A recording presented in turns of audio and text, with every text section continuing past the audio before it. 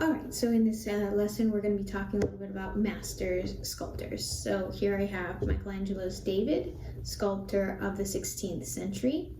Now, of course, this sculpture is very highly sought after, and it is a great model to go off of when you are just beginning. You want to learn from the best so that you create good habits. So that's the purpose of studying the masters.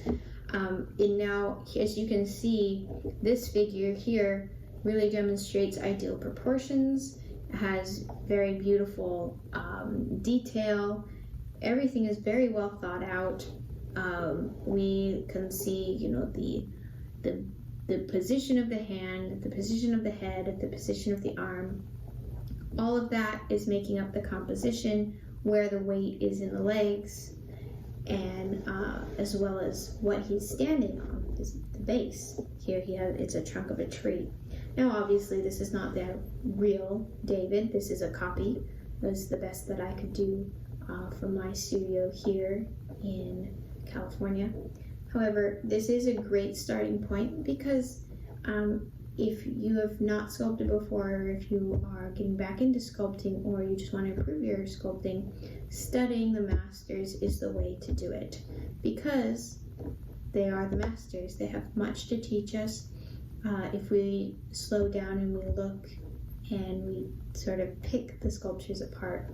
So what I would do, first of all, in studying the masters, and what I mean by studying the masters, is start by just kind of analyzing it as a whole, looking at the composition as a whole from head to toe, and then from toe back up to head.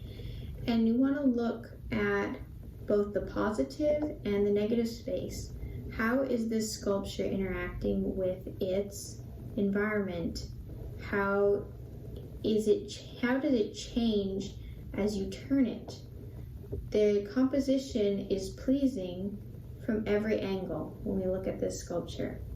So we turn it around. There is something meaningful at every angle when we look at it, and even from the top, and even when we turn it this way. We can look, and the areas that you would not naturally focus on are well thought out as well, excuse me. So I mentioned negative space. So we were just talking a little bit about the positive space, right?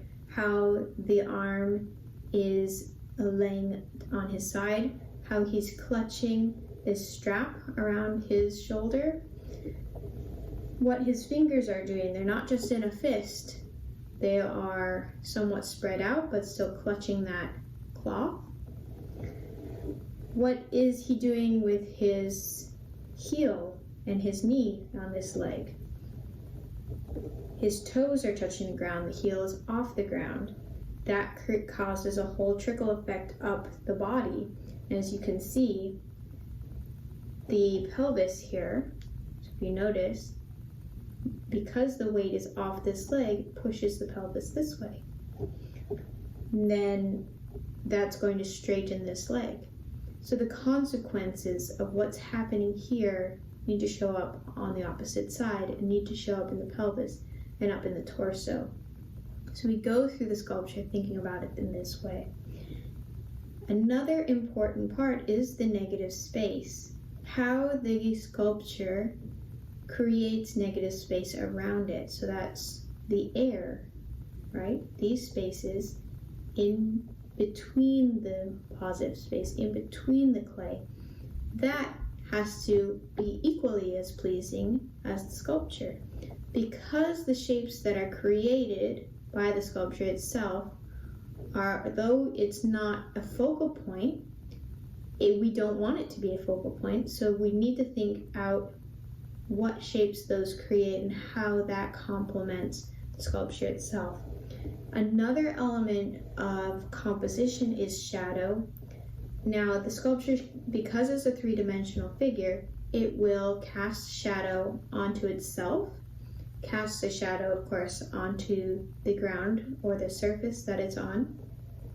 So we need to take into consideration the positions that we're placing the arms and the legs and the head in and what kinds of shadows that's going to create on the sculpture itself. Because if we are unconscious of that, we can cause parts of the sculpture to disappear. We need to think about distance, right? The distance, for instance, from the figure to the arm. So how is that playing into the composition of the rest of the sculpture? You see how this arm is actually not lined up with his shoulder, it's just above it.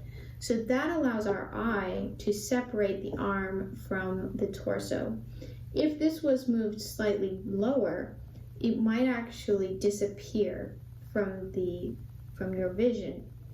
So we want to keep that in mind. Do we want that to happen in our composition, or do we want to make it obvious that the arm is lifted and that it is not attached to the body and it's not touching?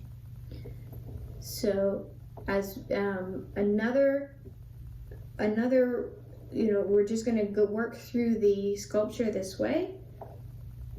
The head position, we want to, of course, ask ourselves, where are the eyes looking? Does that cause the head to go up? Does it cause it to go down? Is it going to be turned from one side to the other? So working through the composition this way is vital at the early stages of your sculpture, and of course revisiting it throughout the process of sculpting. Composition can be changed, it should be tweaked, and it should be reconsidered as you are building the sculpture, because that's what will allow you to really get when you start to finesse these small details, that's where you really can start to draw in the viewer and make them a participant of your artwork. So that's a little bit about Michelangelo's David. I would encourage not only sculpting from David, but I would also encourage, seeing if you can look up sketches, or there's lots of books on Michelangelo's work. You can practice copying his sketches, and then also sketch the sculpture itself. So that's a very, very good way to really gain some of the skills and the techniques that Michelangelo had himself. Okay, so here I have Bernini's sculpture of Pluto and Proserpina. This is the abduction of Proserpina. Pluto takes her down to the underworld. Now I chose this sculpture because, for a lot of reasons, I really like the composition and the expression that Bernini puts into this sculpture, and the fine detail. We have quite a lot of a story going on in this sculpture.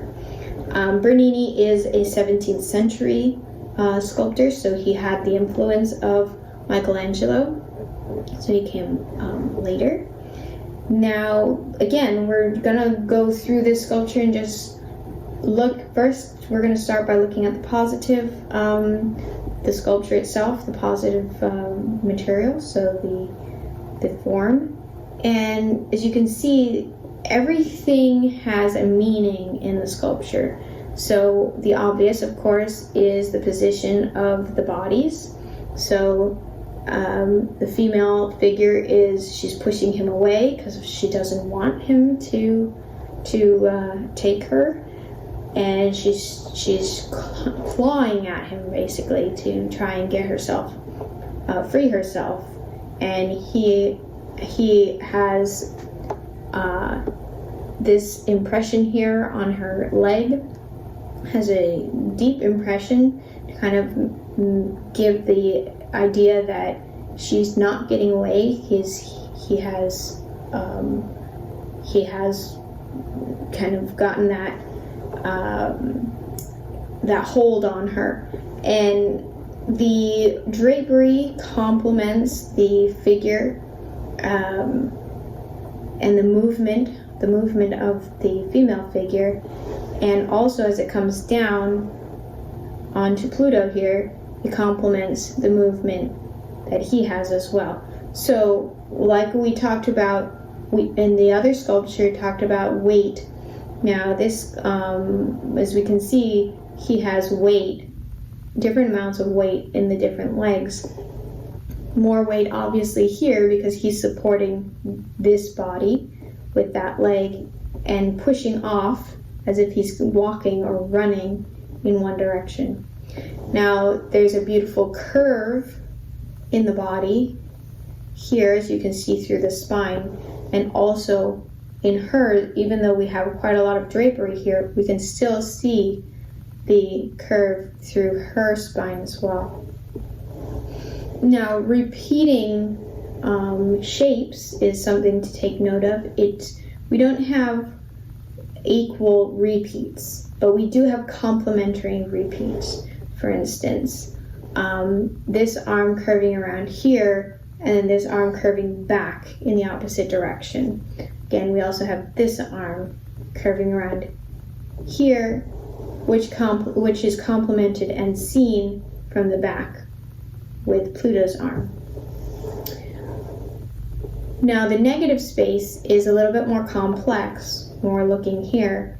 Here you can see a little bit of negative space, and that creates just a very pleasing, gentle shape within the leg there.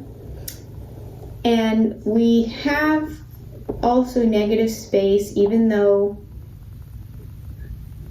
you don't see directly through, you're going to see actually Pluto, parts of Pluto through here, and also parts of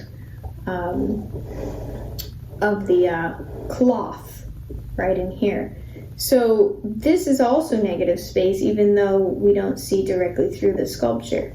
You want to think about what shape that negative space makes. And again, it's a pretty pleasing shape. It doesn't have anything that draws your eye away from the story and the rest of the composition. We have a three-headed dog here. So the ones down in here is hard to see. That is a representation of the underworld, right? And that the dogs have different expressions on the faces. This one in the middle here, for instance, is pretty aggressive looking. And that is a complement to the story. So we want to think about these things as we're putting together compositions. It's, the more you think through a composition, the more you're going to be able to communicate with your participant, your viewer. Something else to keep in mind when we're thinking about composition is rest areas for the eyes. So, for instance, we have this beautiful curly hair and this crown on Pluto's head, and that also repeats with similar curls or waves in her hair. And we want to, keep those kinds of details in mind that also they can play off of each other. But, however, you see that that's up in this portion of the sculpture. That's probably the most detailed part, apart from the faces, that we see in the sculpture. Then, right afterwards, we have this beautiful muscular back here and her beautiful chest right in here. But both of those parts of the figure have very fine detail. It's not very filled out. There's a lot of smooth edges and an opportunity for your eye to rest. So we want to keep that in mind, because if we have too much detail in the sculpture, for instance, maybe you might want to fill out veins or other types of detail that you might see in a living figure, which actually can detract from the story and from the composition that you're trying to achieve. Reason being is the eye cannot take in too much at once. So we want to give areas of rest to the eye in between intense detail and detail that is a little bit smoother and broader within the figure. So this sculpture is a very nice example of that. You can see we have this beautiful drapery that comes down in here, but Pluto's back complements that and gives you an opportunity to rest there. Same here, her leg gives us the opportunity to rest from all of this detail that's going on. Same in the dog. There's detail and hair and teeth up in this area of the face, but as we come down, the detail lessens and it gives us the opportunity to rest as well. That allows the eye to flow over the composition and not get stuck in one place or pass over it completely. If there's too much detail and there's too much to take in, the eye will want to just pass by the sculpture because it becomes overwhelming. So we want to encourage sort of a circular interaction with the composition. So we want to encourage the eye of the viewer to gently work its way or dance its way through the composition. And we do that by kind of jumping back and forth from fine detail to less detail, more refined or smoothed out areas of the composition. And so those are some things to keep in mind while you're planning out your composition, and I really highly encourage you to study the masters, Michelangelo, Bernini, and Da Vinci. There's tons and tons of them out there, so I encourage you to do that.